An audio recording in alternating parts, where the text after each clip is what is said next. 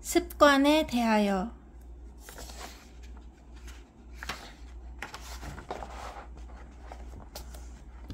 불쑥 튀어나오는 말 습관. 제가 말이 좀 험한 편이에요. 속마음은 그렇지 않은데 표현이 그렇게 되네요. 제 말투 때문에 오해를 사기도 하지만 말투가 그런 걸 어쩌겠어요. 본래 싫은 소리를 잘 못하는 편이에요. 큰 소리를 나는 것보다 그냥 제가 하고 마는 것이 편해요. 서로 목소리 커지고 감정이 격해지면 불안해요. 주변에서 애둘러 이야기하는 편이라고 말해요. 직접적으로 말하면 불편하니까 그렇게 못하고 빙빙 둘러서 말하는 것 같아요. 말할 때 눈치가 보이고 조심스러워요. 사람들은 고유한 말버릇을 가지고 있다. 격한 말, 과장된 말, 늘어지는 말, 다가가는 말, 물러서는 말 등 대화할 때 자신만의 패턴을 보인다. 말투와 분위기는 타고난 기질의 영향도 있겠지만 자라온 환경을 무시할 수 없다. 가장 가깝게는 부모, 형제와 자매, 자주 어울렸던 친구, 사회생활을 하면서 만났던 의미 있는 사람들의 말투에 영향을 받게 된다. 얼마 전 케이블 TV 방송에서 방송인 조혜령과 자녀의 이야기를 보게 되었다. 엄마와 자녀들의 소소한 일상을 리얼하게 보여주는 프로그램이었는데 출연자 중에서도 그녀의 대화 방식이 유난히 눈에 띄었다. 부모 입장에서 시청하기 불편할 만큼 아이들과의 대화가 단절되어 있었고 갈등이 심했다.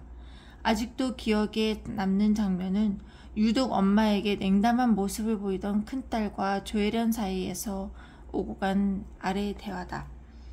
얘기 좀 해봐. 내가 그런 태도를 가지게 된 것에 대해서. 엄마가 얘기할 건 아닌 것 같은데? 뭐? 내가 그렇게 생각했다는 것은 엄마가 지금까지 안 해줬다는 거잖아. 엄마가 나한테 관심을 가져줄 시간이 없었기 때문 아니야? 내가 뭘 너한테 관심이 없어. 엄마가 나한테 못 해준 건 사실이잖아. 그런 마음은 계속 가지고 있었니? 그렇지. 어떤 면에서 안 해줬다는 거야? 그런 엄마를 뭘 해줬다고 생각해? 엄마는 자녀들과의 대화를 어떻게든 풀어보려고 대화를 시도했지만 표정은 여전히 경직되어 있었고 질문은 추궁하듯 딱딱했다. 아이의 심정을 알아주기보다는 이렇게까지 노력하는 자신을 인정해주지 않는 딸에 대한 원망을 드러냈다. 만약 감정에 솔직한 사람이었다면 계속 그런 마음을 가지고 있었냐며 따지기보다 그런 말을 들으니 엄마 마음이 너무 아프다고 말했을 것이다. 만약 자신의 공식에 대해 이해하고 있었더라면 엄마는 강하고 멋진 엄마가 되어야 한다고 믿었던 것 같다. 그런데 오히려 너희들을 외롭게 만들었구나 라고 말할 수 있었을지도 모른다. 그러나 결국 그녀의 자신의 오랜 말 습관에서 벗어나지 못한 채 그날의 대화는 끝났다. 그날 이후 그 후로 나는 그녀의 이야기가 궁금해졌다. 다른 방송을 통해 알게 된 것은 그녀가 8명의 형제 중 5째로 태어났다는 것이었다. 아들이 귀한 시절에 딸만 넷을 둔 어머니는 그녀를 임신하고서 호랑이 꿈을 꾸었다고 한다. 그래서 가족들 모두 분명히 아들일 것이라고 믿었는데 결국 그녀가 태어난 것이다. 가족의 믿음을 배신한 딸을 보며 절망한 어머니는 갓 태어난 그녀를 두꺼운 이불 밑에 넣어두었다고 한다. 하지만 그녀는 살아남았고 그 후로 엄마에게 아들이 있어야 하는 딸, 잘못 태어난 딸, 태어나지 말아야 했어야 하는 딸이 되었다. 그런 환경에서 자란 그녀는 독한 말, 모진 대우에도 견딜 만큼 강해져야 했다. 자신을 지키기 위해 존재를 증명하기 위해 멈추지 않고 열심히 살아왔다. 도전의 아이콘이라고 불리던 그녀의 삶에 다 그럴 만한 이유가 있었다. 힘이 없던 어린아이는 냉랭한 엄마가 준 상처에서 벗어나기 위해 안간힘을 썼을 테지만 엄마의 말은 몸과 마음 곳곳에 스며들었고 그 말들은 고스란히 그녀와 함께 자랐다. 보더듬어주고 다독이고 위로하는 말보다는 지적하고 원망하고 비난하는 말에 익숙해졌다. 사랑해 라는 말을 들어본 적이 없는 딸이 사랑해 라고 고백하는 엄마가 되긴 어렵다. 뭘 안다고 나서니?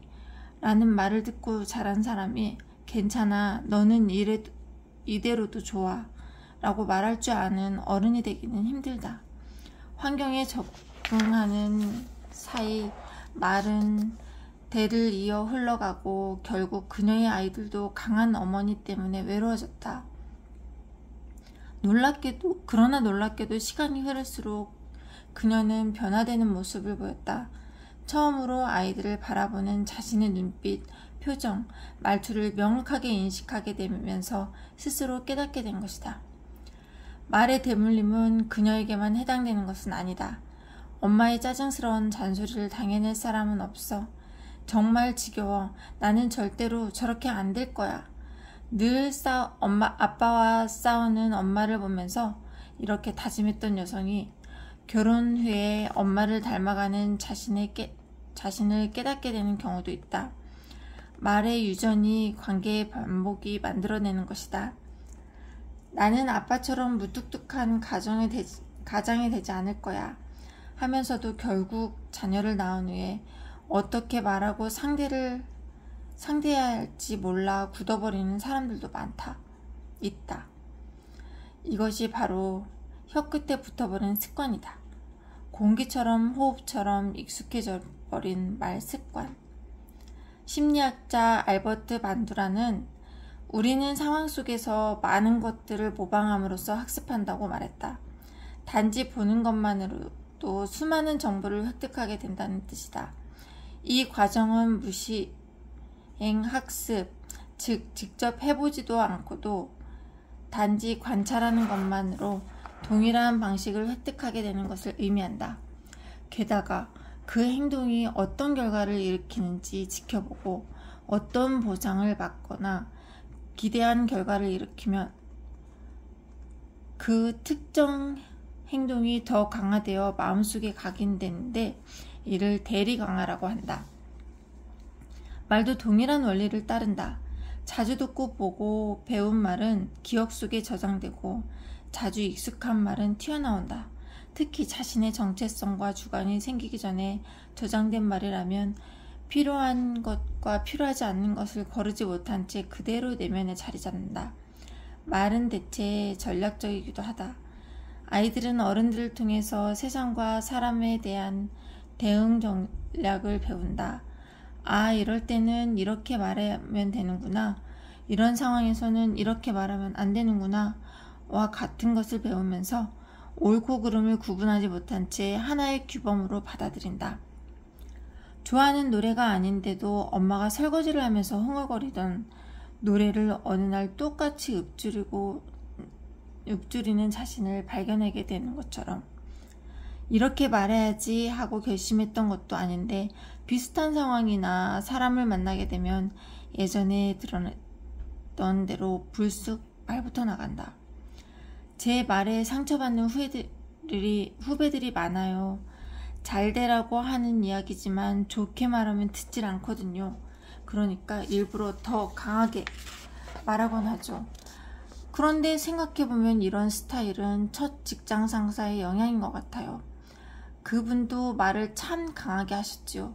저도 상처를 많이 받았는데 몇 년을 쫓아다니면서 배웠고 다른 선배와는 길게 일해본 적이 없어서인지 그 선배를 따라가나 봐요. 이런 것도 대물림이라고 해야 하나요? 말의 영향력은 부모에게서만 물려받는 것은 아니다. 함께 일했던 상사의 말을 닮아가는 사람들도 꽤 있다. 선배의 말을 모방하고 하나의 대처 방식으로 삼는 것이다. 후배들이 실수했을 때 결과가 마음에 들지 않을 때 자신도 모르게 예전에 들었던 대로 재생한다. 사실 사람과 상황에 따라 그때그때 말하는 방식이 달라져야 하는데 고정된 패턴대로만 말하는 사람은 다른 말을 필요한 상황에서도 앵무새처럼 같은 말만 반복한다. 위로가 필요할 때 충고하고 격려가 필요할 때 비난하고 만다. 이런 사람들의 가장 큰 어려움은 자신의 어떤 말 습관을 사용하고 있는지, 그것이 어디로부터 기인한 것인지 자각하지 못하는 데 있다. 말을 많이 하면서도 자신의 말을 되돌아보지 않는다. 그래서 말실수를 반복한다. 회의할 때 보고하고 보고받을 때 회식 자리에서 원해서 하는 말과 익숙해서 하는 말을 구분하지 못한다.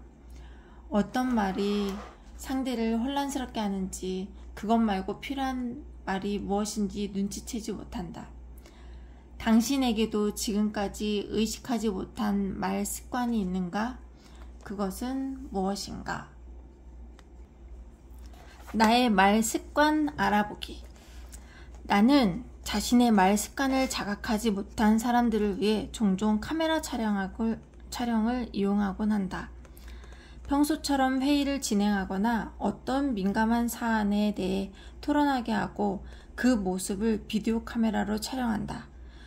그리고 나중에 함께 영상을 돌려보면서 감상을 나눈다. 표정만 보면 기분 나쁜 일이라도 있는 줄 알겠어요. 그럴 의도는 전혀 없었는데 저렇게 나쁜 습관이 있었군요. 아, 저거 내가 딱 싫어하는 말투인데 제가 저렇게 말하고 있네요. 스스로를 객관적으로 관찰하다 보면 고민이 필요한 지점을 발견할 수 있다. 떨어져서 보면 남들을 알고 나만 모르는 몸에 붙어버린 습관을 잘 보이기 때문이다. 영상 촬영이 어렵다면 당신을 잘 알고 있는 사람들의 의견을 들어보고 아래 질문에 답해보는 것도 좋다. 평소 대화할 때 나의 분위기, 말투, 표정, 동작, 언어의 특징, 그 외에 느껴지는 것들에 대하여 솔직하게 알려달라고 부탁해보자. 나는 말할 때 주로 어떤 표정을 짓는가? 그것은 상대에게 어떤 느낌을 전해질까? 나의 말투는 어떤 분위기를 만드는가? 그것은 자라온 환경과 어떤 관련이 있을까? 나는 다른 사람들과 가까워지고 싶을 때 어떤 방식으로 표현하는가? 나는 다른 사람들과 의견을 다를 때 어떤 방식으로 표현하는가? 내가 원하는 것이 있을 때 어떤 방식으로 표현하는가? 내가 예민하고 화가 날 때 어떤 방식으로 표현하는가? 내가 가장 편안한 상황일 때 말투는 어떻게 달라지는가? 그것은 무엇을 의미하는가?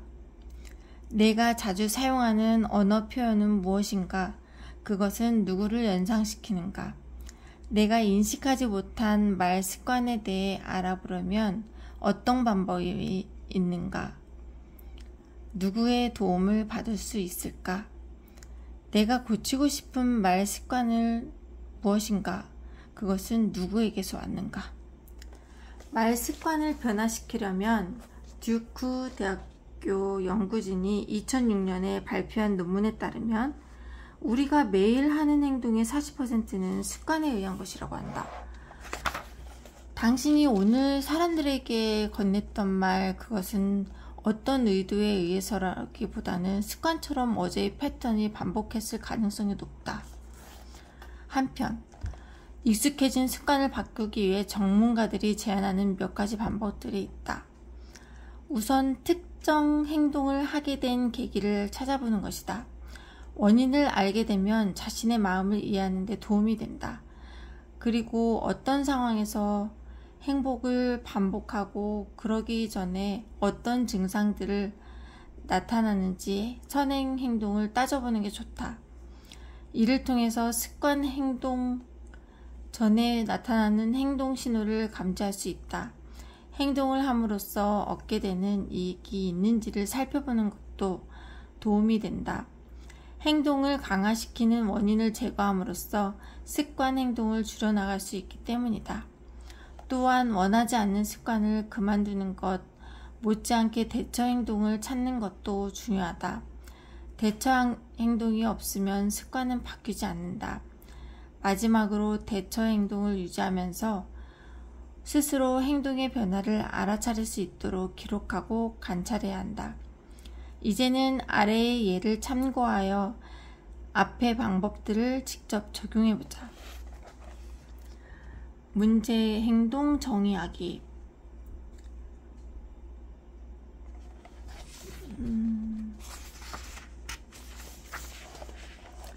어떤 말 습관 때문에 갈등이 생기는가? 짜증스럽게 말하는 습관이 있어요. 권위적인 말투, 경직된 표정이 문제인 것 같아요. 행동 계기 발견하기. 그 말 습관은 어디에서 비롯됐는가? 어떤 이의 영향을 받았는가? 엄마가 짜증스러운 말투를 사용하곤 했어요. 직속 선배의 영향을 받았어요. 3. 선행 신호 분석하기. 대체로 그런 편인가? 아니면 유독 그런 말을 하게 되는 상황이 있는가? 혹은 유독 그런 실수를 반복하고 후회하게 되는 상대가 있는가? 상황이 예측한 대로 돌아가지 않을 때 공격적으로 변해요. 편한 사람들, 특히 가족이나 친구들에게 함부로 말하게 돼요. 4. 광함을 제거하기. 지금의 말 습관을 지속하게 되는 이유는 무엇인가? 혹시 당신이 그렇게 말함으로써 얻게 되는 이득은 무엇인가? 말할 때 속이 시원하니까 안 좋은 걸 알면서도 반복하게 되는 거 아닐까요? 화를 내면 사람들이 적극적으로 해결해 주니까요. 5. 대체 습관 만들기. 어떤 말로 대체하면 좋을까? 그 구체적인 문장은 무엇인가? 도대체 왜 그래? 라는 말 대신 뭐뭐 하면 좋겠어 라고 말하면 어떨까요? 하라는 대로 해 라는 말 대신에 내 생각을 말할게 라고 하면 어떨까요? 6. 관찰하고 지속하기. 당신의 말 습관을 어떻게 지속적으로 관리할 것인가? 친한 동료들에게 피드백을 받아보고 싶어요. 전화 통화할 때 녹음하는 방법도 있겠네요. 내게도 원하지 않는 말 습관이 있다. 어릴 적에 엄마는 정리정돈이 꽤나 집착하는 편이었다. 물건이 제자리에 놓지 않거나 서랍에서 옷들을 꺼내느라 조금만 자리가 흐트러져도 날벼락이 떨어졌다. 주로 공격 대상은 아빠였는데 수건 한 장이라도 잘못 꺼냈다가는 위협적인 목소리와 매서운 시선을 견뎌야만 했다. 엄마는 그런 상황이 되면 엄청나게 화가 난 사람처럼 말하곤 했다.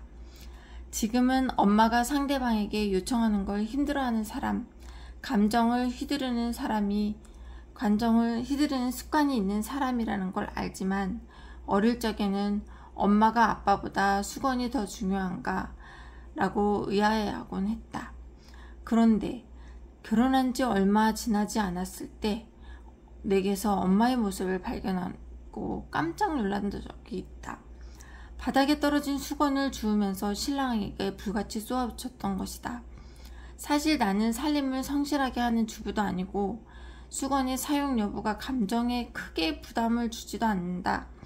그런데 나도 모르게 그렇게 말을 하고 있었던 거다.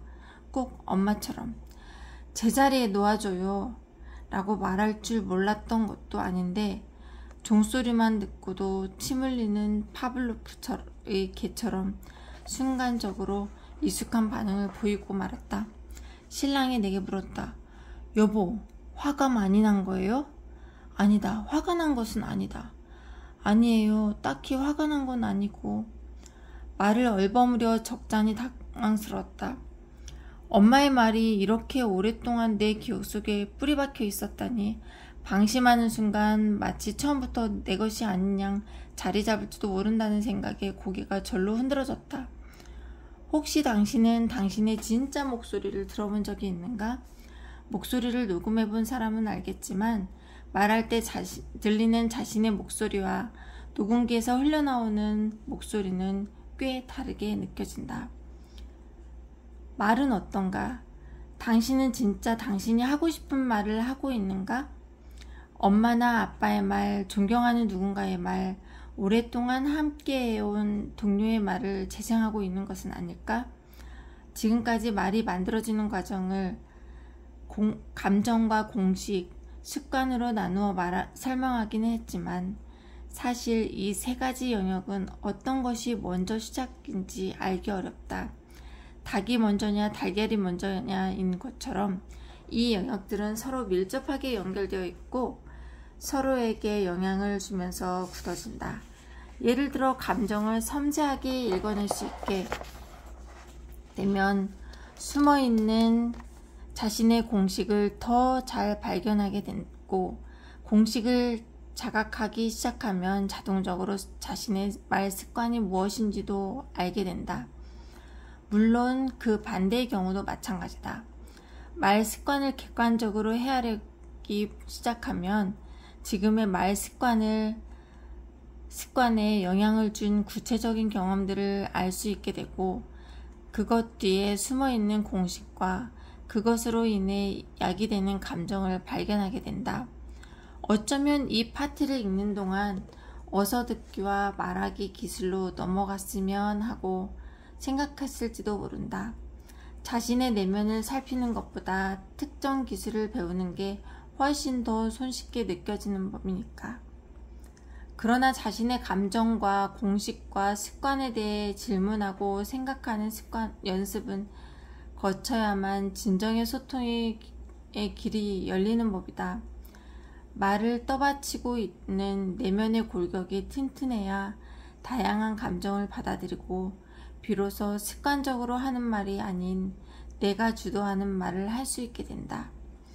자신의 말그릇이 단단해지고 난 후에야 비로소 제대로 듣고 말하는 기술을 사용할 수 있게 된다.